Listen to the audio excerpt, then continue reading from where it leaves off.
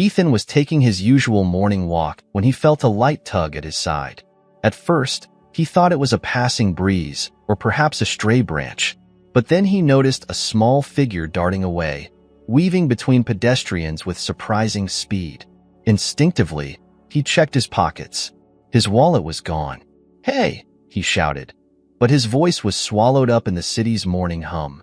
He caught a glimpse of the thief, just a child, really barely older than 10, with a thin frame and a swift, practiced agility. She moved through the crowd like she belonged to it, her small figure blending into the bustle of early risers, vendors setting up their stands, and tourists oblivious to the commotion. For a moment, he stood still, stunned. Then something compelled him to follow her. He wove through the crowd, keeping his eyes trained on the girl's head bobbing up and down, a messy braid trailing down her back. Ethan's curiosity was piqued. He could get another wallet, replace the cards and IDs, but there was something about her, a flicker of defiance or perhaps desperation, that made him want to understand her motive. Why would such a young girl be out here alone, stealing? He followed her down winding streets he rarely ventured into, where the buildings seemed older, worn down, with crumbling facades and faded paint. She turned a corner sharply, vanishing down an alley. He hesitated. This wasn't his part of town. The walls seemed to close in, and a faint smell of mildew clung to the air. But he pressed on, curiosity and a strange sense of responsibility driving him forward. At the end of the alley, she ducked into a rundown shelter. The paint was peeling off its wooden door, and one of the windows was cracked, covered with a makeshift patch of cardboard. From the look of it, it was a place most people tried to avoid. Through a crack in the door, Ethan watched as the girl handed the wallet off to a woman in a nun's habit. The nun looked at the wallet, then at the girl, who was breathing heavily, trying to catch her breath. "Amelia," the nun said, her voice low but clear. "What did we agree on? We don't take things that aren't ours." Amelia bit her lip, her gaze dropping to the floor. "But we needed it for the kids. You said we didn't have enough for breakfast." The nun sighed, her shoulders slumping. "I know, but this isn't the way." Ethan felt an inexplicable tug at his heart. Ethan lingered in the shadows, torn between walking away and stepping inside. Something in him refused to leave. He wanted his wallet back, but more than that, he was intrigued by this strange situation. The girl, Amelia, and the nun who seemed to be scolding her with a mix of authority and tenderness. Slowly, he pushed the door open, his footsteps echoing faintly in the worn, empty hall of the shelter. Inside, the smell was a mix of old wood, dust, and something faintly sweet, maybe from a bakery nearby. A few children, even younger than Amelia, were scattered around the room, some playing quietly with battered toys while others colored on sheets of crumpled paper. They looked up as he entered, eyes wide, freezing in place as if a stranger stepping into their world was a rare and shocking event. Amelia, who had her back turned, didn't see him right away, but the nun did. She stood up straight, her eyes narrowing slightly as she assessed him. Amelia turned, her face turning pale when she recognized him. Her hand flew to her pocket, instinctively hiding it, even though she knew it wouldn't matter. Can I help you?" the nun asked, keeping her tone neutral but with a touch of caution. Ethan hesitated, his mind scrambling for the right words. "My wallet. I believe she has it," he said, nodding slightly toward Amelia. Amelia's eyes darted to the nun, her expression pleading. The nun, catching this, sighed and held up her hand, a wordless signal for Amelia to hand over the wallet. The girl looked down, reluctantly pulling it out and stepping forward to place it in Ethan's hand. "I'm sorry," Amelia mumbled, her voice barely audible. Ethan took the wallet, but didn't immediately open it. He glanced down at her, noticing the way her fingers fidgeted and how her eyes never quite met his.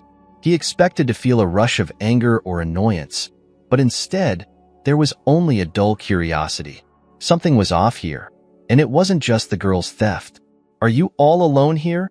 he asked, looking from Amelia to the nun, who stood silently, watching him with a guarded expression. The nun's face softened, and she nodded. "My name is Sister Margaret. I run this shelter," she said simply. We take in children in need. And sometimes, she added, with a pointed glance at Amelia, they make mistakes. Ethan couldn't help but feel a strange tug of empathy. He nodded slowly, slipping the wallet into his coat pocket. I understand. I won't press charges or anything. But why? I mean, he struggled to put it into words. Why are they here? Alone, I mean. Sister Margaret looked him over, perhaps weighing how much to tell him, or if he was trustworthy. After a pause, she gestured to a few worn chairs nearby. It's a long story, but you seem to care about what brought you here, so please sit. Ethan took a seat across from her, his attention now fully drawn into this unexpected encounter. Amelia shuffled away, sitting with the other children but keeping her gaze fixed on him. He felt her watching him intently, as if trying to read him, perhaps wondering if he would really let her off the hook. Sister Margaret began, her voice low. Most of these kids have no one. Their parents, well, they have difficult lives, and sometimes that means they end up here, where they have food and safety, at least for the night. Amelia, she said, glancing toward the girl, has been with us the longest. She's seen a lot for someone her age. Ethan looked over at Amelia, who seemed suddenly fascinated by the torn carpet beneath her feet. He wanted to ask questions, but it felt wrong to pry. And you? Why are you here? He asked, looking back at Sister Margaret. A hint of a smile flickered across her face. I'm here because I'm needed, she said simply. These children are all alone without someone to look after them. I've seen too many of them disappear into the streets, into dangerous situations, or into the hands of people who'd exploit them. Amelia is a bit of a fighter, you might say. She does what she thinks is necessary to help. Amelia shifted uncomfortably, her cheeks flushed.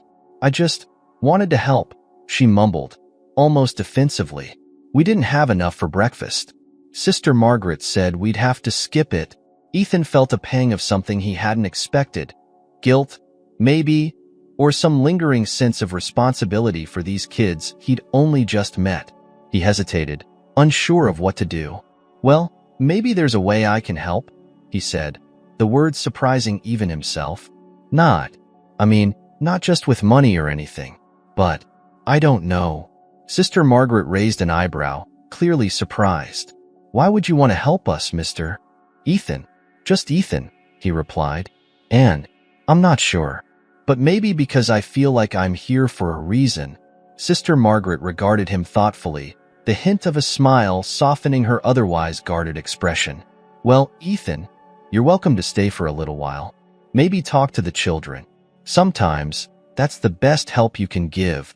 Ethan nodded, feeling a sense of purpose that he hadn't anticipated when he first started following Amelia. Ethan shifted in the worn chair, unsure of what he'd just agreed to. The room buzzed faintly with murmurs from the children, who'd resumed their quiet games and drawings. But Amelia remained still, her gaze glued to him as if she were trying to size him up, figure out why he was here. As he looked around, Ethan's attention landed on something that seemed oddly out of place. On a nearby table, a delicate bracelet shimmered under the dim light, catching his eye. It looked old but was well cared for, its silver chain glinting faintly, with a small, heart-shaped charm that seemed familiar in a way he couldn't quite place. Before he could think much of it, Sister Margaret noticed his interest. Ah, she said, following his gaze. That's Amelia's. It's one of the few things she has from before. Ethan frowned, feeling an inexplicable pull. There was something about that bracelet. Before? He asked, half to himself, his voice barely above a whisper. He cleared his throat and looked at the nun, who nodded solemnly. Yes, Amelia was left here when she was just a toddler. Whoever brought her left that bracelet with a note, but no name. I kept it for her until she was old enough to take care of it herself. She never lets it out of her sight, Sister Margaret explained, a quiet sadness in her voice. It's the only connection she has to her past. The weight of her words hung heavily in the air, and Ethan felt a surge of memories flood back, uninvited and unrelenting. His mind drifted to his own sister, Emily, who had vanished from his life in a way that had left scars he'd long tried to ignore. She had disappeared years ago, when she was about Amelia's age now, leaving only a single item behind. a bracelet nearly identical to the one on the table. He shook his head slightly, trying to pull himself back to the present. The idea seemed too impossible, too far-fetched. Yet there it was, staring back at him with a quiet insistence. He leaned forward, looking at Sister Margaret with a seriousness she hadn't seen in him before. That bracelet? He hesitated, wondering if he was crazy for even asking. Does she have any other family? Sister Margaret's expression softened. Not that we know of, she said quietly. When she was found, there was no information on where she'd come from. We've tried to trace her back to any relatives, but, she shrugged helplessly, there's been nothing. Ethan leaned back, his mind whirling with possibilities, each more unsettling than the last.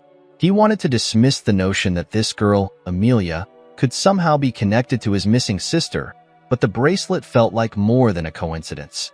His hand drifted unconsciously to his pocket, feeling the edges of his wallet as he steadied himself. Amelia watched him closely, and he could sense the suspicion in her eyes. She shifted slightly, as if preparing to leave, a restless energy radiating from her small frame. She looked like she was about to speak, maybe even confront him, but she seemed to think better of it, casting a furtive glance at Sister Margaret instead. Amelia, Ethan said softly, hoping to draw her in without scaring her off. Do you remember anything? Anything from before you came here? Amelia frowned, her brows knitting together as she considered his question. She glanced at the bracelet, her fingers instinctively reaching up to touch her wrist where it usually sat, though today she'd left it on the table, perhaps in a rare moment of trust or distraction. I don't remember much, she admitted finally, her voice soft and distant. Just, sometimes I feel like I remember a face. A woman. But it's all blurry, like when you're trying to remember a dream after you wake up. And sometimes I think I'm just making it all up. Ethan swallowed, feeling his heart beat harder in his chest. There was so much he wanted to say, so many questions he wanted to ask, but he knew pushing her too hard might only drive her further away. He took a deep breath, deciding to ease into it. It's okay not to remember everything, he said, keeping his voice gentle. Sometimes memories come back to us in pieces, little by little. Amelia studied him, her face a mix of skepticism and reluctant interest. She clearly didn't trust him yet, but there was something in his tone that seemed to soften her gaze just a little. Why do you care? She asked bluntly, folding her arms in front of her. Her tone held a mixture of suspicion and defiance, as if she'd learned the hard way that most adults weren't genuinely interested in her life. Ethan felt a twinge of guilt. He hadn't exactly earned her trust, but he couldn't shake the feeling that he'd found her for a reason. I'm not sure, he admitted, meeting her gaze evenly. Maybe because I know what it's like to lose someone important. Sister Margaret watched the two of them, her expression pensive, as if she too sensed that something more significant was at play. She took a breath, then gently placed her hand on Amelia's shoulder. You don't have to talk about anything if you're not comfortable, Amelia, she said, reassuring the girl. Ethan here is just curious, and I think he means well. Amelia glanced between them, her eyes filled with a hint of uncertainty. She seemed to consider her options, weighing what little she knew of this stranger against the flicker of trust in Sister Margaret's words. Finally, she nodded, though she still looked guarded. Okay, she murmured, but just for a little while. As she spoke, Ethan noticed something he hadn't seen before. A scar, faint but noticeable, tracing a thin line just under her left jawline. It struck him as odd, something that seemed out of place on a child. He made a mental note to ask Sister Margaret about it later, though he kept his curiosity in check, focusing instead on the delicate connection he was trying to establish with Amelia. A quiet tension filled the air, and the room grew still as they all settled into a tentative silence. Ethan felt as though he was on the edge of something monumental, something that could pull him deeper into the mysteries of his past than he'd ever intended to go. As the minutes passed, he watched Amelia, her expression shifting as she seemed to weigh her next words carefully, as if deciding just how much to reveal to this stranger who'd stumbled into her world. Ethan couldn't shake the feeling that he was missing something important. He stayed quiet, hoping that by simply being there, Amelia would begin to trust him enough to share more. After a while, Sister Margaret rose, excusing herself as she went to tend to a few of the younger children who had started arguing over a set of worn-out crayons. This left Ethan and Amelia alone in the corner of the small room, the quiet settling over them like a fragile truce. "Do you really not remember anything about your family?" he asked gently, watching her face closely. Amelia shifted uncomfortably, picking at a frayed thread on her sweater.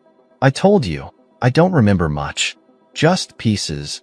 She looked down, her expression guarded, as if she was used to hiding her feelings and wasn't about to let them slip out for a stranger. Ethan took a deep breath, realizing that if he wanted her to open up, he would have to do the same. "I had a sister once," he began, his voice soft but steady. "Her name was Emily.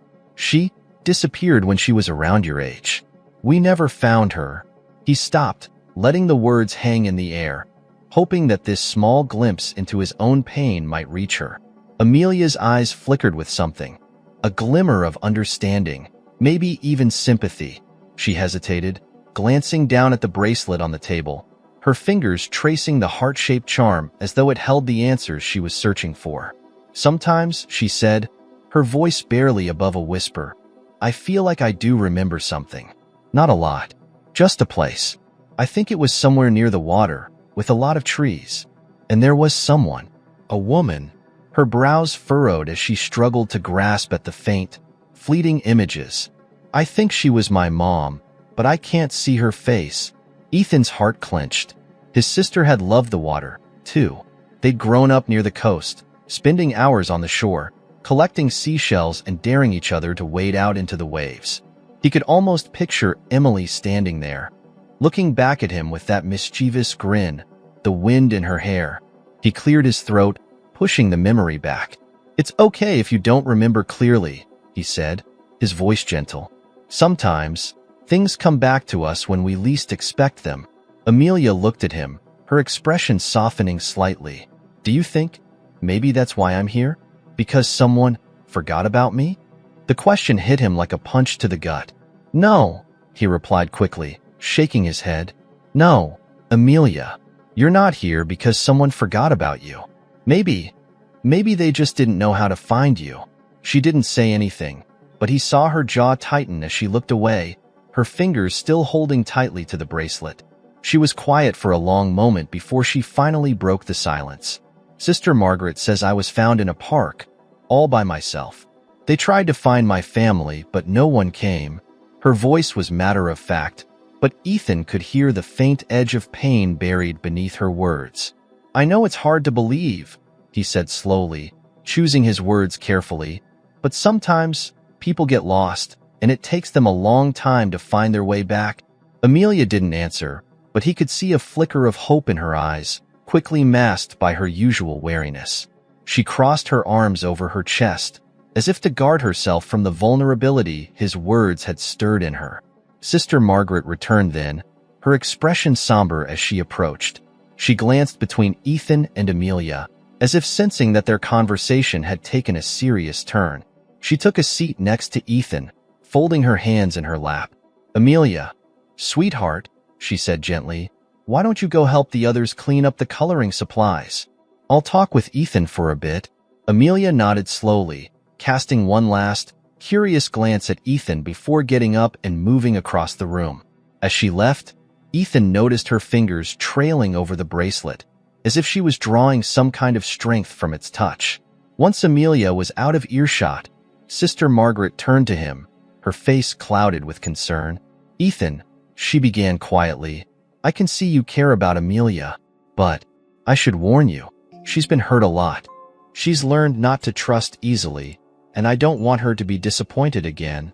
Ethan nodded, understanding the weight of her caution. "I get that. I can't ignore this feeling. That bracelet, it's almost identical to one my sister used to wear. And Amelia, something about her reminds me of Emily." He looked down, wrestling with emotions he hadn't expected. "I know it sounds crazy." Sister Margaret studied him, her gaze both gentle and piercing. "It doesn't sound crazy. In fact, I've come across a lot of cases where children end up in shelters because they've been separated from their families. But before you start assuming anything, You should know something else about Amelia. Ethan felt a jolt of anxiety, nodding for her to continue. Sister Margaret looked down, clasping her hands as she spoke. A few years back, someone tried to take Amelia from here. It was a man, someone she didn't recognize, but he claimed to be her uncle. He had no papers, no proof, nothing. But he was insistent. We refused to let him take her, of course, and he left. But her voice trailed off, her expression darkening. I'm not sure his intentions were good. Ethan felt his pulse quicken. Did he ever come back? She shook her head. No, but I never stopped worrying that he might. Since then, Amelia's been cautious. She knows what happened, though I've tried to explain it in ways she could understand without frightening her. A mixture of protectiveness and anger surged within him. Do you think he was really her uncle? Sister Margaret sighed, her gaze distant. I don't know, but something about him didn't sit right. I've kept an eye on Amelia ever since, made sure she knows she's safe here. But sometimes, I wonder if there's more to her story than we'll ever know. Ethan looked across the room, watching Amelia as she sat with the younger kids, helping them sort the crayons into a tattered box. She seemed different now, almost fragile, a side of her he hadn't noticed before. He couldn't shake the feeling that if he left now, he'd be abandoning something important, something he wasn't meant to walk away from. Sister Margaret, he said quietly, if there's any way, any chance, of finding out where Amelia came from, I want to help. She looked at him thoughtfully, her face softening. That's a kind offer, Ethan. But you should know, it won't be easy. The files we have are sparse, and no official records link her to any living family. He nodded, a determination settling over him. I understand, but I still want to try. I owe it to Emily, and maybe to Amelia too. Sister Margaret smiled gently, placing a comforting hand on his arm. Then, let's start by going through what we do know. I'll bring the files out for you to look at. As she got up and moved toward the back of the shelter, Ethan's gaze drifted back to Amelia, who glanced up just in time to meet his eyes. For a brief moment, something unspoken passed between them. A glimmer of recognition, perhaps, or a spark of understanding. And in that fleeting look, Ethan felt a bond begin to form, fragile yet undeniable, like a thread of light in the dark. Ethan waited in silence as Sister Margaret disappeared into a small office at the back of the shelter, leaving him alone with his thoughts. The quiet murmur of the children filled the room, and he found himself watching Amelia, wondering what life might have been like for her here. She seemed so small, surrounded by those peeling walls and worn-out furniture, yet there was a strength in her, something he couldn't quite put into words but that felt familiar, like a memory just out of reach. Finally, Sister Margaret returned, holding a thin manila folder that looked barely used, its corners frayed. She held it gently, almost reverently, as she handed it to him. This is all we have on Amelia, she said softly, her voice tinged with regret. It isn't much, but maybe it's enough for a start. Ethan took the folder, his fingers brushing against the worn paper. He opened it slowly, feeling an odd mixture of anticipation and dread. Inside, there were only a few sheets, a brief intake form, some handwritten notes, and a single, faded photograph of Amelia as a toddler, wide-eyed and solemn, clutching a small stuffed animal. He studied her face, seeing traces of the girl she had grown into, and wondered how much of her story remained buried in those early years. He skimmed through the intake form first, his eyes scanning the sparse details. Found in City Park, abandoned at approximately 2 years old, it read. No identification, no known family. The rest was standard shelter procedure. A few notes about her health, an approximate date of birth, but nothing concrete.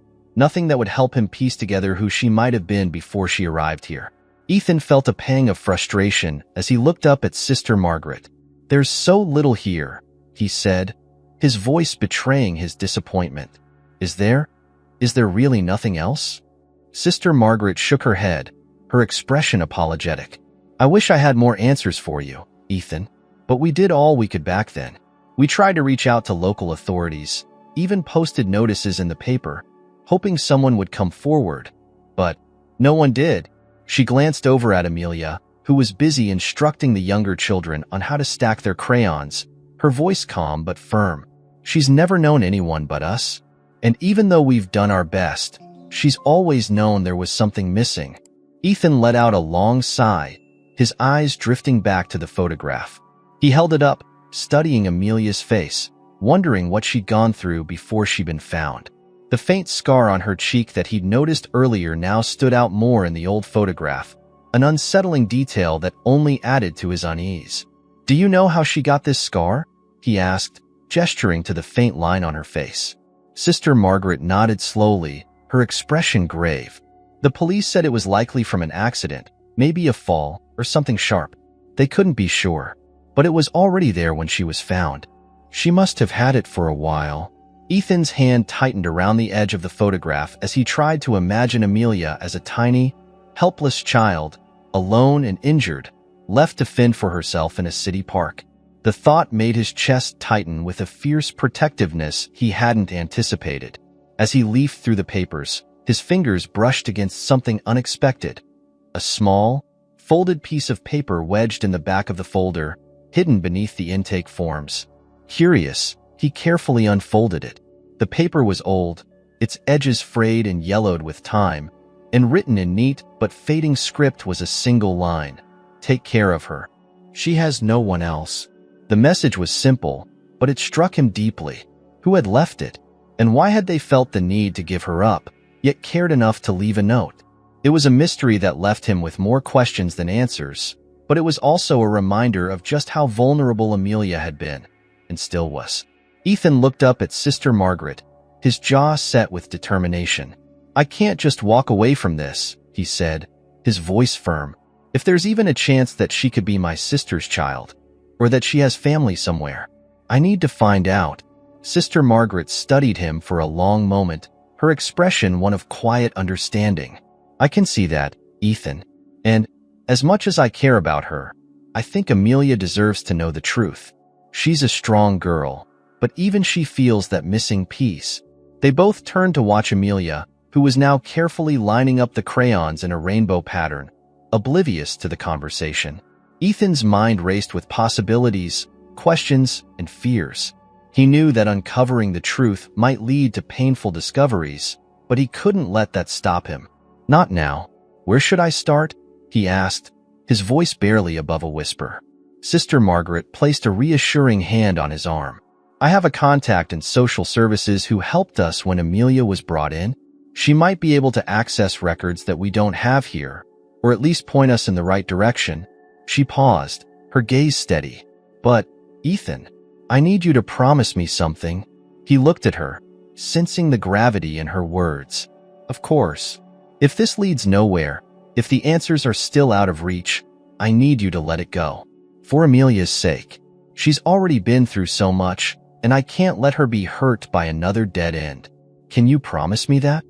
Ethan hesitated, a wave of uncertainty washing over him.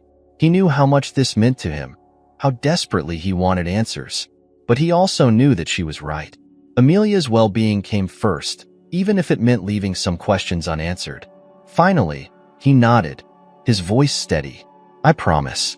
If this doesn't lead anywhere, I'll let it go." Satisfied, Sister Margaret nodded, her face softening. "Then I'll make the call tomorrow. But for now, maybe it's best if we keep this between us." Ethan agreed, understanding that this was a delicate situation. He knew he would need to be patient, to take things one step at a time, even if every part of him wanted to dive headfirst into finding the truth. Just then, Amelia wandered back over, eyeing the folder in Ethan's hands with a curious look. "What are you two talking about?" she asked, folding her arms and glancing between them. Sister Margaret smiled, her voice warm and gentle. "Ethan and I were just discussing some old paperwork, dear. Nothing to worry about." Amelia didn't seem convinced, but she let it go, eyeing the folder one last time before looking at Ethan. "Are you leaving now?" He shook his head, feeling a strange sense of relief that he didn't have to say goodbye just yet. "Not yet," he said softly. "I'll be around a little longer, if that's okay with you." She shrugged, though he noticed the slight smile tugging at the corners of her mouth. "Suit yourself," she mumbled, before glancing at the bracelet on the table, picking it up and slipping it back onto her wrist.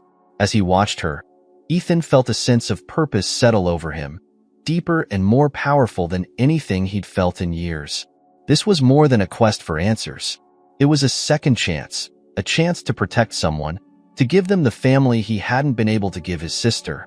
He didn't know what the next steps would be, or where this path might lead him, but as he looked at Amelia, he knew one thing with certainty. He wasn't going to let her face this alone. The next morning, Ethan found himself standing outside the shelter once again. A faint chill in the air as the sun struggled to break through a layer of gray clouds. The weight of what he was about to embark on pressed heavily on him. He had reached out to a private investigator, an old friend named Jack who specialized in finding people and uncovering secrets, even the ones that seemed best left buried. Jack was waiting for him by the entrance, hands shoved deep into the pockets of a battered leather jacket. He had a sharp, watchful look, the kind of gaze that seemed to notice every detail. When he saw Ethan, he lifted his chin in greeting, his expression a blend of curiosity and something more cautious. "Ethan," he greeted, giving a small nod. "Didn't expect to hear from you about something like this." Ethan returned the nod, though his mind was elsewhere, still on Amelia and the faint, almost imperceptible hope that had rooted itself in his heart. "Thanks for meeting me on such short notice. It's a lot to explain." Jack looked him over with a discerning eye, as if trying to read the entire story on Ethan's face. "Don't worry. I've got time. I'm here to help, whatever it is." They walked together to a small coffee shop around the corner, where Ethan laid out everything he knew so far. The bracelet, Amelia's mysterious past, and the slim but persistent hope that she might somehow be linked to Emily. Jack listened intently, his eyes narrowing as he took in each detail, his silence stretching until Ethan finally finished. "You know it's a long shot, right?" Jack asked, his voice low but not unkind. "Kids who end up in places like that, it's rare they're connected to people looking for them. Most of the time, they're forgotten." Ethan bristled at the word, the implication that Amelia was a child no one cared about. "I know it's a long shot," he replied, trying to keep his voice steady. "But she deserves to know if there's anyone out there for her. And if there's any chance that she's family. I need to find out." Jack studied him, the hard lines of his face softening slightly. "All right, we'll start with the basics. The shelter records, the note you found, any potential links to Emily." He paused, considering. "But this might mean looking into some dark places, Ethan. These kids, sometimes they come from situations you can't just walk away from. Are you ready for that?" Ethan took a deep breath, his mind flickering back to the scar on Amelia's cheek, the strange man who'd once tried to take her, and the haunted look that occasionally appeared in her eyes. "Yes," he said, his voice firm. "Whatever it takes." With a slight nod, Jack leaned back, pulling out a notepad and pen from his jacket pocket. He jotted down a few notes before looking up, his expression serious. "First, let's see if there's anything in the system on her. Sometimes there are records that just disappear for whatever reason, but I know a few ways to get around that. And I'll follow up with the shelter, get a list of the other kids who were taken in around the same time. You never know. Sometimes cases overlap." Ethan nodded, grateful for Jack's expertise, but acutely aware of the many dead ends they might face. Just the thought of coming up empty, of having to walk away without answers, was almost unbearable.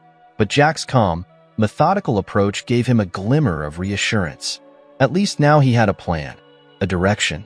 "Thanks, Jack," he said, his voice heavy with gratitude. "I know this isn't an easy ask." Jack shrugged, slipping the notepad back into his jacket. "You know me, Ethan. I've always had a soft spot for the tough cases. Besides," he added with a faint smile, "something tells me you wouldn't be here if this wasn't important." They left the coffee shop, Jack heading toward the city's public records office while Ethan made his way back to the shelter, hoping to speak with Sister Margaret again. As he walked, he thought about everything he'd learned so far. The scar, the bracelet, and the man who had once tried to take Amelia. Pieces of a puzzle that felt tantalizingly close but frustratingly out of reach. When he arrived at the shelter, he found Sister Margaret waiting for him by the entrance, her expression both curious and concerned. She gave him a warm, though slightly strained, smile as he approached. "Good morning, Ethan," she greeted him, her tone gentle. "I wasn't sure if I'd see you back so soon." Ethan returned the smile, though his mind was racing. "I wanted to talk with you about Amelia. I've started looking into her past, with the help of a friend. I just need to know if there's anything else you remember. Anything that might help us piece things together." Sister Margaret hesitated, glancing back toward the shelter where Amelia and the other children were playing in the common room. She seemed to weigh her words carefully before finally speaking. "I don't know much more than what we discussed yesterday, but there was something odd, something I didn't mention before." Ethan's pulse quickened. "What is it?" When Amelia was first brought in, she had a small box with her. Inside were just a few items: a doll, a piece of broken jewelry, and a drawing. The drawing, though, it wasn't like something a child would make. It was rough, almost frantic, and it showed a house near the water. At the time, I thought it was just a child's imagination, but looking back, I wonder if it meant something. Ethan's mind raced as he pictured the drawing in his head. A house near the water, just as Amelia had described in her fleeting memories. "Do you still have it?"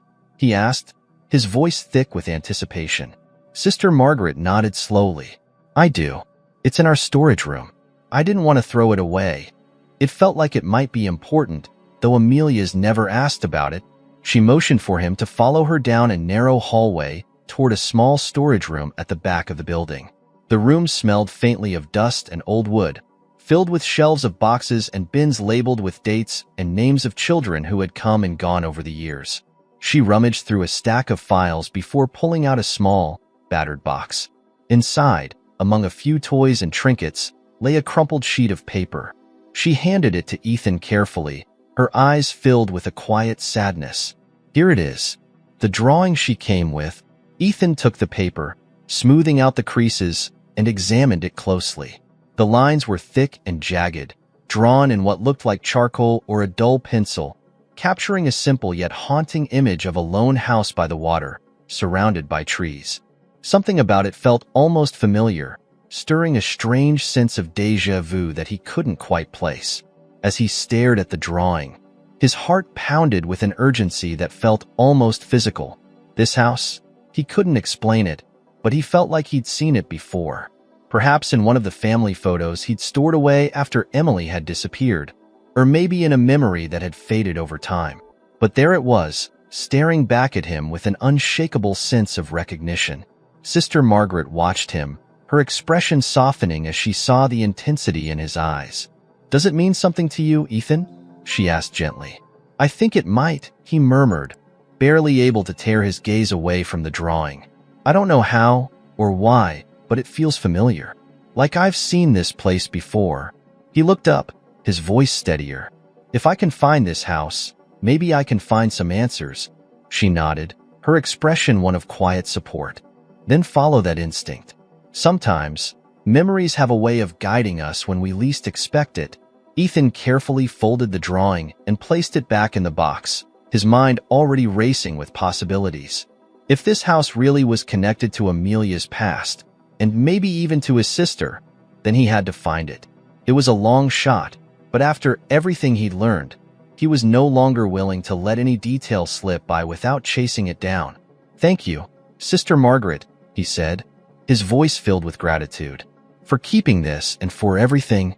She smiled softly, resting a hand on his shoulder. "Amelia's a special girl, Ethan, and she deserves to know where she came from. Just, please be careful. Not all answers are easy ones." He nodded, her words settling into his mind as a quiet warning. He knew that whatever he might uncover, there was a chance it would only bring more pain. But he also knew that the truth, whatever it was, couldn't remain buried forever. And for Amelia's sake, as well as his own, he was willing to face it. As he left the shelter, the drawing clutched tightly in his hand. Ethan felt a renewed sense of determination.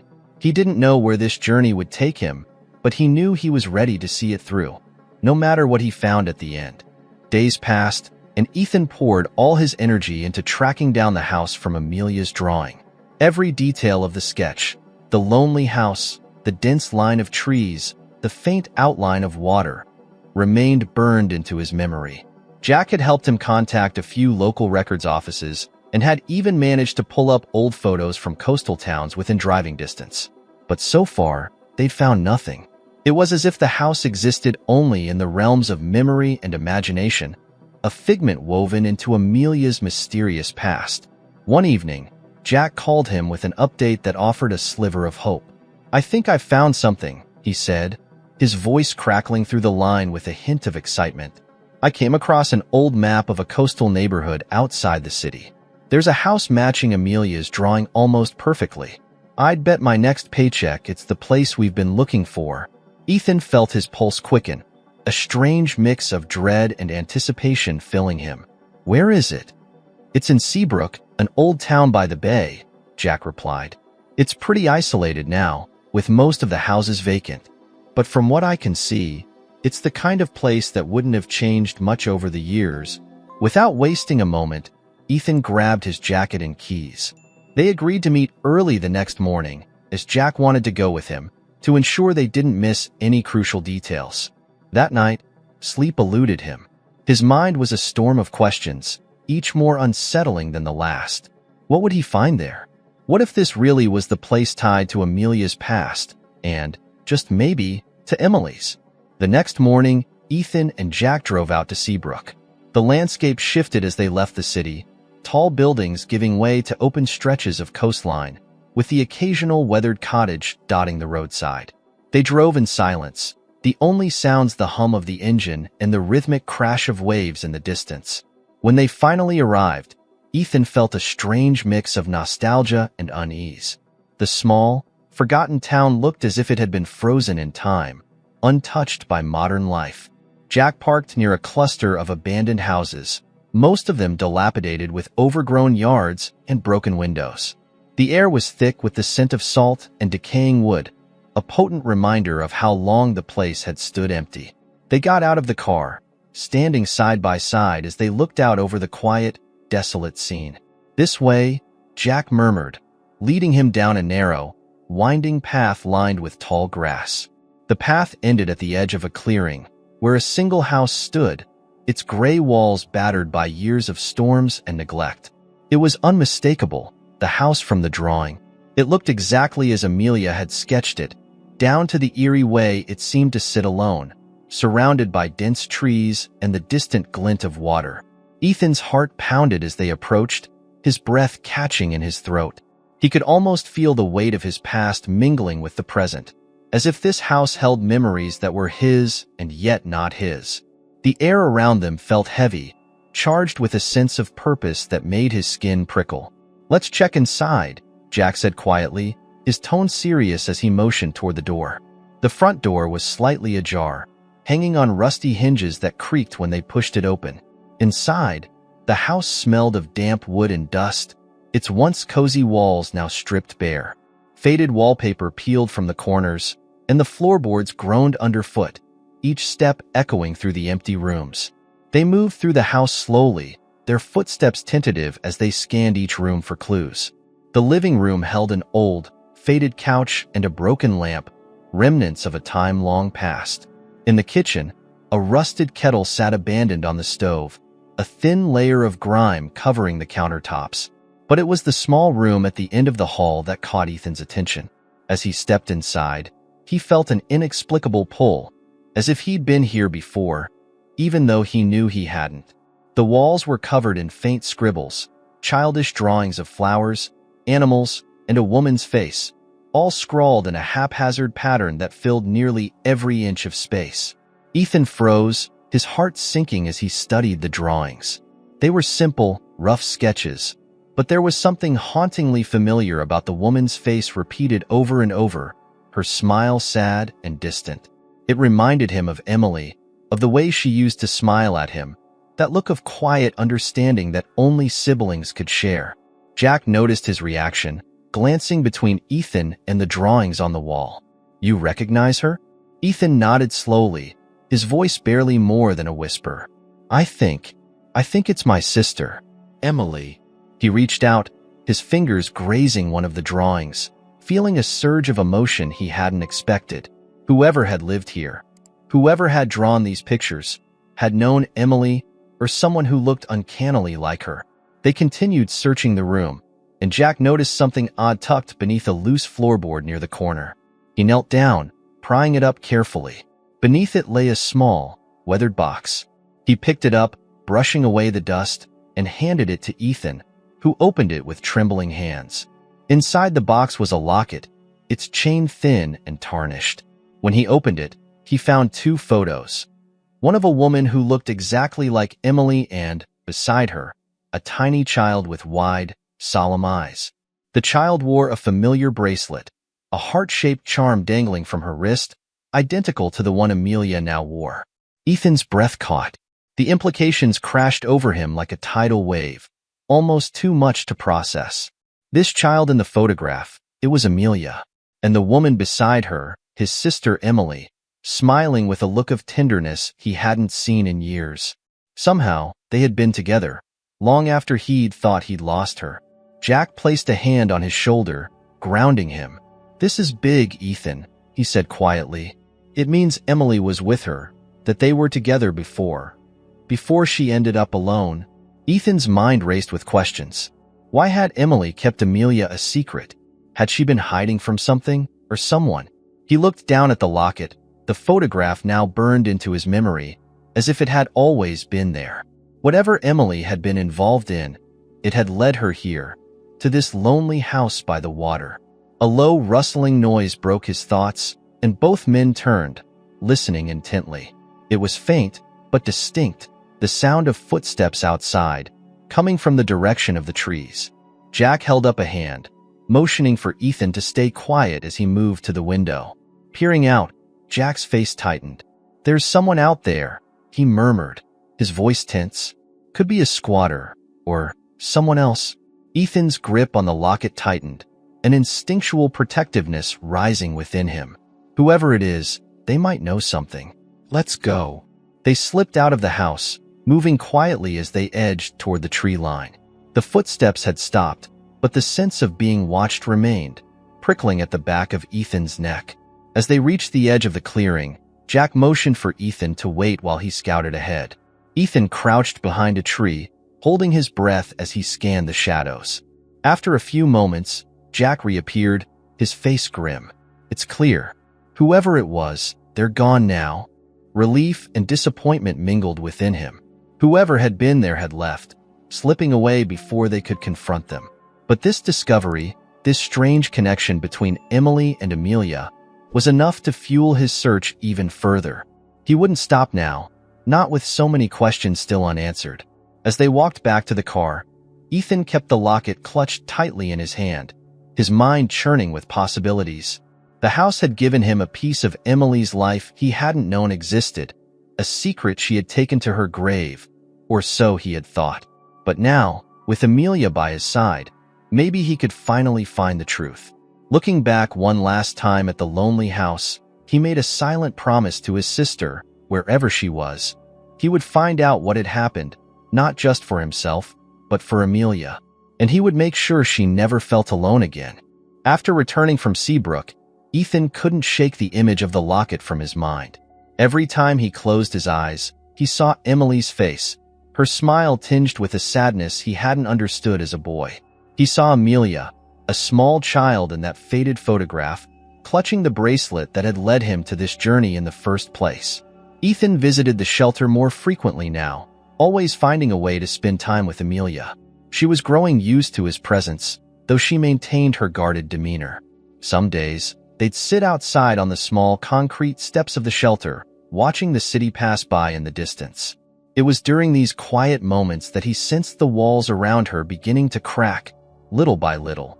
One afternoon, Ethan found Amelia sitting by herself in a corner of the shelter's small, fenced-in yard, her knees drawn up as she watched a few of the younger children playing.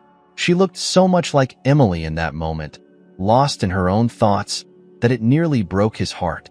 "Mind if I join you?" he asked, keeping his voice gentle. She shrugged, but didn't say no, so he took a seat beside her, leaning back against the fence as they sat in comfortable silence. Finally, after a long pause, she spoke up, her voice hesitant. "Why do you keep coming here?" she asked, her gaze fixed on a crack in the sidewalk. Ethan took a deep breath, carefully choosing his words. I'm here because I want to get to know you, Amelia, because I think I might be able to help you find answers. She looked at him, her eyes narrowing with suspicion. What kind of answers? About where you came from, he replied softly. About who you are. Her eyes darkened, and she looked away quickly, hiding the brief flicker of vulnerability that crossed her face. No one's ever really wanted to know that before. Not even me. Ethan felt the weight of her words settle heavily on him. She had grown up with that emptiness, with the feeling that she was alone in the world, her past a mystery that no one had bothered to solve. He couldn't begin to imagine what that felt like, but he was determined to change it. I know it's hard to believe, he said gently, but you're not alone. You never have been. For a moment, her defenses seemed to soften, her eyes searching his face as if trying to find a reason to trust him. But then her gaze hardened again, and she turned away, folding her arms tightly over her chest. People say things like that all the time, she mumbled. And then they leave. Ethan felt a surge of frustration, not with her, but with the years of disappointment that had clearly hardened her. He wanted to tell her everything right then, to tell her about the locket, the house, the photograph, and the possibility that Emily had been her mother. But he knew he had to be careful. She'd been hurt too many times to accept such an enormous truth so easily. I understand, he replied quietly, and I don't blame you for feeling that way. But I'm not going anywhere. I'm here for as long as you want me to be. She didn't answer, but she didn't push him away either. They sat in silence for a while longer, the soft chatter of the children filling the air around them. Ethan watched her out of the corner of his eye, taking in the subtle ways she resembled his sister. The same way she held her hands, the thoughtful tilt of her head, even the way her eyes seemed to carry a weight beyond her years. It was as if a piece of Emily had been left behind, wrapped up in this girl who had grown up thinking she was alone. After a few more minutes, she looked up at him, her face a mix of confusion and curiosity. If you find out anything, will you tell me? Ethan nodded, his heart aching with the simplicity of her request. Of course, Amelia. You deserve to know the truth, whatever it is. A faint, reluctant smile tugged at the corners of her mouth, and for the first time, Ethan felt that maybe, just maybe, she was beginning to trust him. It was a small step, but it was enough. The next day, Ethan visited Jack, who was waiting for him at a small diner downtown, stacks of papers and printouts spread across the booth table. Jack looked up as Ethan entered, nodding in greeting, his expression serious. Got a few things for you, Jack said as Ethan slid into the booth across from him. Some good news, some not so good. Ethan tensed, bracing himself. Start with the good. Jack sifted through the papers, pulling out a faded report. I dug deeper into old case files from the county records office, and I found a report that seems to confirm Emily was in Seabrook, at least for a while. It's not much, just a witness statement, but it mentions a woman matching her description and a child fitting Amelia's age at the time. They were seen near the water, close to that house. Ethan felt a swell of emotion, a bittersweet confirmation that Emily had indeed been with Amelia, that she tried to give her daughter a life, even if it was in hiding. And the not-so-good news? Jack's face grew grim as he slid a police report across the table. There was an investigation tied to that address. Apparently, a man connected to some unsavory circles was renting the house around the time Emily was there. He was involved in some shady dealings, and it's possible he was the reason she ended up there in the first place. Ethan's hands clenched around the edge of the report, his stomach churning. The idea that his sister, and by extension Amelia, had been involved in something dangerous made his blood run cold. Do they have a name? Yeah, Jack replied, his voice low. Alejandro Reyes. He has a record. Petty crimes, nothing major, but enough to suggest he wasn't the kind of person you'd want around a child. Ethan's mind raced, pieces of the puzzle falling into place. Alejandro, the man who had once tried to take Amelia from the shelter, claiming to be her uncle. It all made a twisted kind of sense now. Alejandro must have known something about Emily, perhaps even had a role in whatever had led to her disappearance. Do you think he could still be looking for her? Ethan asked, his voice tight with anxiety. It's possible, Jack replied. But if he hasn't found her by now, it's likely he's either given up or doesn't know where she ended up. Still, it's a loose end, one you'll want to be cautious of. Ethan nodded, feeling the weight of this new revelation settle heavily on his shoulders. He'd found answers, yes, but they were tangled in darkness, in a past that might put Amelia in danger all over again. He knew he couldn't let her go through that, not when he was so close to finally giving her the security she deserved. I need to tell her, Jack, he said, his voice firm. She deserves to know the truth, or at least as much of it as she's ready for. Jack looked at him, his expression a mix of caution and respect. Just be careful, Ethan. She's still a kid, and a lot of this, it's not easy to hear. Ethan nodded, feeling the weight of Jack's words. But he also knew that honesty was the only way forward. Amelia had lived in the shadows of her own life for too long. She deserved a chance to step into the light, to understand who she was and where she came from. Later that evening, back at the shelter, he found Amelia in the small library, a quiet corner where she often went to escape. She looked up as he entered, her face unreadable, though he sensed a hint of nervousness in her eyes. Amelia, he began gently, pulling up a chair beside her. I have something I need to tell you. Her eyes widened slightly, and she sat up straighter, her gaze fixed on him. What is it? Taking a deep breath, Ethan told her everything he could, about the house in Seabrook, about the photograph, about Emily and the possibility that she might have been Amelia's mother. He kept his voice calm, steady, letting each word settle before moving on to the next, watching her face as she processed it all. By the time he finished, Amelia was silent, her gaze distant as she absorbed the gravity of his words.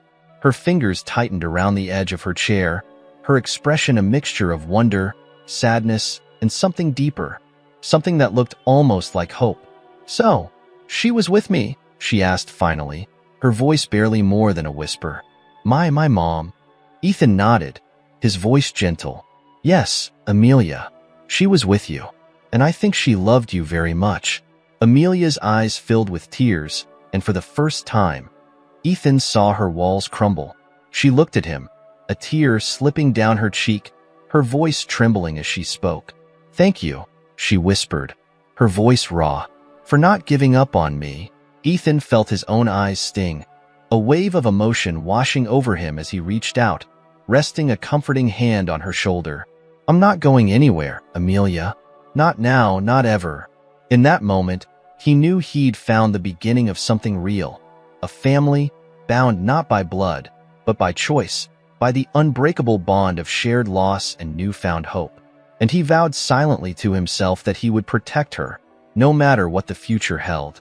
The days after Ethan shared the truth with Amelia were a whirlwind of quiet transformation. Amelia was still reeling from the revelations, but something about her had changed. She seemed lighter, like a weight had been lifted from her young shoulders. She still had questions, but the fear that had once shadowed her gaze was beginning to fade, replaced by a new spark, a tentative curiosity about a past she'd never known she had. Ethan, meanwhile, felt the impact of their bond settle into him like an anchor. He'd spent so much of his life haunted by Emily's disappearance, by the hole her absence had carved into his life. But now, with Amelia by his side, he had found a way to fill that emptiness, to make peace with his past by offering her a future. He knew their journey wasn't over. There were still answers to uncover, and a sense of danger that lingered, too close for comfort. One evening, after the other children had gone to bed, Sister Margaret pulled Ethan aside. They sat in the small, dimly lit office that served as her workspace, the hum of the shelter's old radiator filling the silence as she took a deep breath, her expression solemn. Ethan, she began, her voice low and careful, I wanted to talk to you about Amelia's safety. I think it's wonderful that you found this connection with her, and I can see that you're both finding healing in it. But I have concerns about that man you mentioned, Alejandro. Ethan nodded, feeling a familiar chill crawl up his spine at the mention of Alejandro's name. Ever since Jack had uncovered his connection to Emily's past, Ethan had been wary, constantly looking over his shoulder, knowing that Alejandro might return. It wasn't something he had shared with Amelia. She'd already been through enough, and he couldn't bear to weigh her down with more fear. But he knew he couldn't ignore the threat either. "I know," he replied, his tone serious. "I've been thinking about that too. Alejandro has tried to take her once before, and if he finds out she's still here, he might try again." "I won't let that happen." Sister Margaret nodded, her eyes softening with sympathy. "I know you won't, Ethan, but I think it might be time to consider other options. She needs a stable home, a place where she can feel safe, where you can keep a close eye on her." Ethan sat back, the weight of her suggestion settling heavily on him. The thought of Amelia living with him had crossed his mind more than once, but he had hesitated, unsure if he was ready to take on that responsibility. He wanted to protect her, to offer her a home, but the idea of becoming her guardian was daunting, an uncharted territory he hadn't been sure he was prepared to navigate. But as he thought about it, he realized there was no choice. Amelia needed stability, a sense of belonging that the shelter, despite its warmth and support, could never truly offer. And deep down, he wanted to give her that, to offer her a home where she could feel safe and valued. I think you're right," he said finally, his voice thick with emotion. "If she's willing, I'd like to bring her home. I want to give her a place where she knows she's not just passing through, that she belongs." Sister Margaret's face softened, a gentle smile playing at her lips. "I believe she'd like that very much, Ethan. She may not show it, but I can see how much she cares for you. I've seen the way she looks at you, the trust that's growing there. It's something rare, something that will only deepen if you give it the chance." The weight of her words settled into his heart, and he knew she was right. He wanted to be there for Amelia, to offer her the stability and protection she'd never known. But he also understood that this wasn't something he could simply decide on his own. Amelia would need to choose it, to feel ready to step into this new life with him. The next evening, Ethan found Amelia sitting in the shelter's small library, a book open in her lap, though her eyes were unfocused as she stared out the window, lost in thought. He approached her quietly, pulling up a chair beside her and waiting for her to notice him. She looked up, her expression softening slightly when she saw him. "Hey," he said gently, "do you have a minute?" She nodded, closing the book and tucking it to the side. "Sure."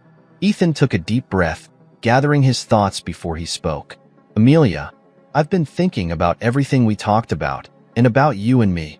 I know you've been through a lot, and I can't change what's happened in the past. But I'd like to offer you a home, a real home, where you can feel safe, where you know you belong. If that's something you want." Her eyes widened, a mix of surprise and something deeper. Hope, maybe, or disbelief, flashing across her face. You mean, like, live with you?" He nodded, his heart pounding as he searched her face for a response. "Yes, only if you want to. I won't make you do anything you're not ready for.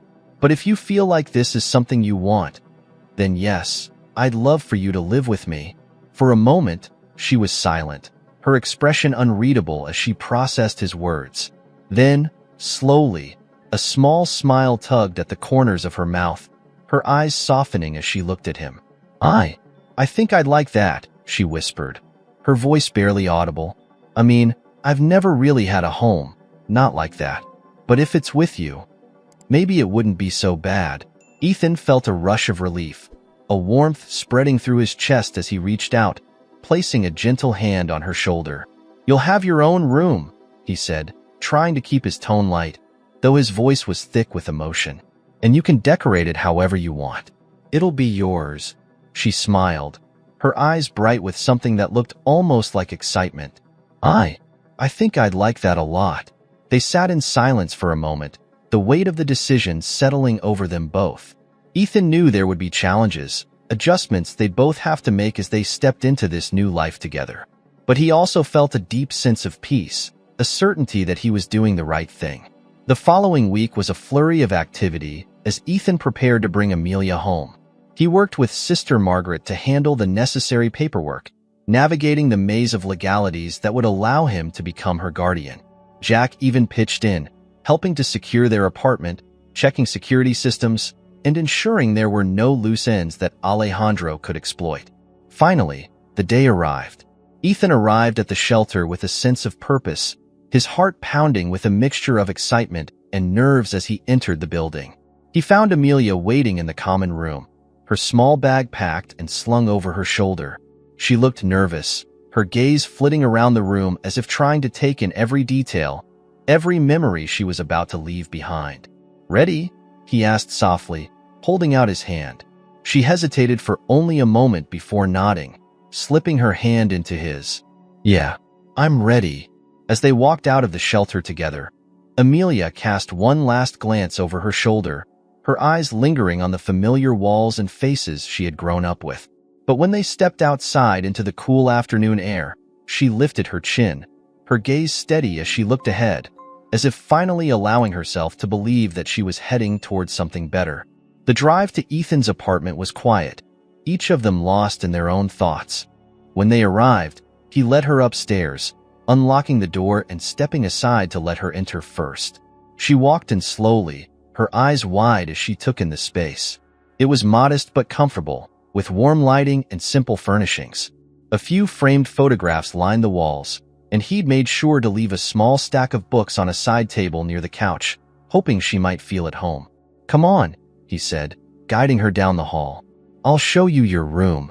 He opened the door to a small bedroom he'd set up for her, complete with a bed, a dresser, and a window overlooking the city below. He'd even added a few touches he thought she might like: a soft, woven blanket at the foot of the bed, a set of colorful fairy lights strung up along the wall, and a small desk where she could do her homework or just have a space to herself. Amelia stepped inside, her eyes wide as she took it all in. She walked over to the bed, her fingers brushing the blanket, a hesitant smile on her face as she glanced around the room. It's perfect," she whispered, her voice thick with emotion. "I never thought I'd have something like this." Ethan felt a lump form in his throat as he watched her, his heart swelling with gratitude and relief. "It's all yours, Amelia. And if you ever need anything, or if there's anything else you want to add, just let me know." She nodded, her eyes glistening as she looked up at him. "Thank you, Ethan, for everything." He smiled, stepping forward to give her a quick, gentle hug. "Welcome home, Amelia." In that moment, he knew they were both exactly where they were meant to be. For the first time in years, he felt the ache of his past begin to fade, replaced by a new purpose, a new beginning that they would build together. And as he watched Amelia settle into her new room, he knew that their story was just beginning. In the weeks that followed, Amelia and Ethan began to settle into a rhythm, learning how to navigate life together. At first, there were small, awkward moments.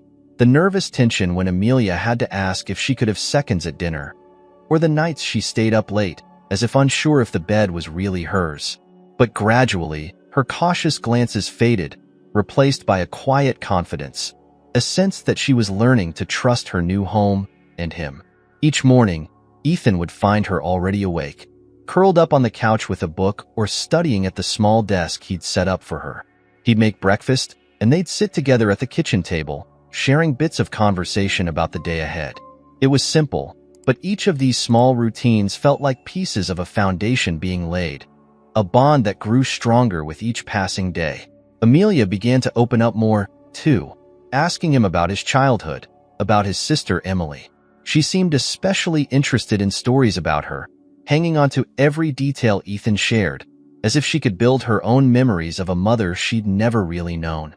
One chilly autumn evening, they sat in the living room, wrapped in blankets as they watched a movie, the dim glow of the TV casting soft shadows around them. Partway through, Amelia turned to him, a thoughtful look in her eyes. "Ethan, do you think she would have liked me?" she asked quietly, almost as if she were afraid of the answer. Ethan paused, his heart tightening. He reached over, taking her hand gently. "Amelia, I know she would have loved you. Emily would have been so proud of the person you've become. You're kind, smart, brave. Everything she would have wanted for you." Amelia's eyes shimmered with tears, and she gave a small, grateful smile, squeezing his hand. In that moment, Ethan felt something powerful and unbreakable between them, a connection that went beyond blood or shared history. It was the beginning of a family, built on a promise to honor the memory of the sister he'd lost and the mother Amelia never knew. As the days turned into months, Ethan also started dedicating himself to a cause he hadn't anticipated. His experience with Amelia had opened his eyes to the reality of so many children like her, those lost in a system that didn't always protect them, often forgotten by the world. Inspired by his own journey, he decided to invest part of his time and resources into creating a foundation to support at-risk youth, providing shelters and resources to help children and teens in need. He spent long hours working on the project, meeting with advocates, social workers, and former foster children who knew firsthand the struggles these kids faced. He wanted to build a place where children like Amelia could feel safe, could know that someone cared. And while the work was daunting, the purpose behind it was clear. It gave him something he hadn't had in years: direction, a renewed sense of meaning that fueled him. Amelia seemed to understand his drive and often accompanied him to meetings and planning sessions, quietly listening, observing. She even started offering her own ideas, suggestions on what the shelter should look like, or how they could make it feel like a real home for kids who had never known one. Her insights were thoughtful, compassionate, and she spoke with a quiet confidence that Ethan had come to admire deeply.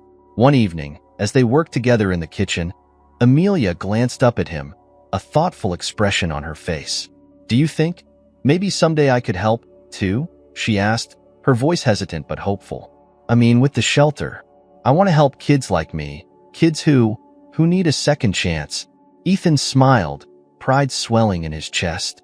"Of course, Amelia. You can be as involved as you want. In fact, I think the kids would be lucky to have you around. You know better than anyone what they're going through." She nodded, a determined glint in her eyes, and Ethan knew that. Just as he had found his purpose, so had she. Together, they would make sure no child ever felt as alone as she once had. As they settled into their new life, their days became a blend of routine and unexpected joy. They went on weekend outings to museums, explored nearby hiking trails, and spent quiet evenings playing card games and talking about their dreams. Each memory they created felt like a step toward healing, a way of building the family neither of them had realized they needed. One crisp December morning, they stood outside the newly completed shelter, a modest but welcoming building that felt warm and inviting even from the outside. The air was filled with the chatter of people, friends, and colleagues who had come to support the opening day. Ethan watched as Amelia drifted through the small crowd, her eyes bright with pride and excitement, stopping to chat with guests, sharing the story behind the shelter in her own words.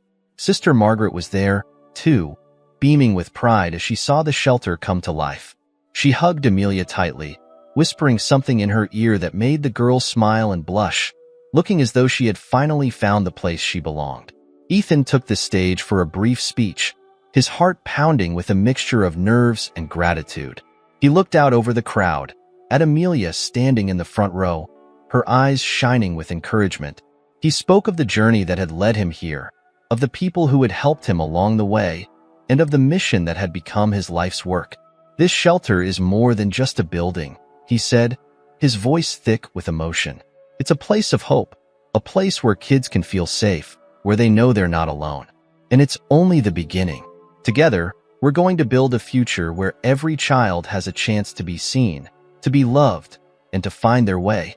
When he stepped down, Amelia threw her arms around him, and he felt the strength of their shared bond, the unspoken promise between them to honor the memory of Emily and to build something meaningful from the ashes of their past. As they left the shelter that evening, walking hand in hand down the quiet city streets, Amelia glanced up at him, a small, contented smile on her face.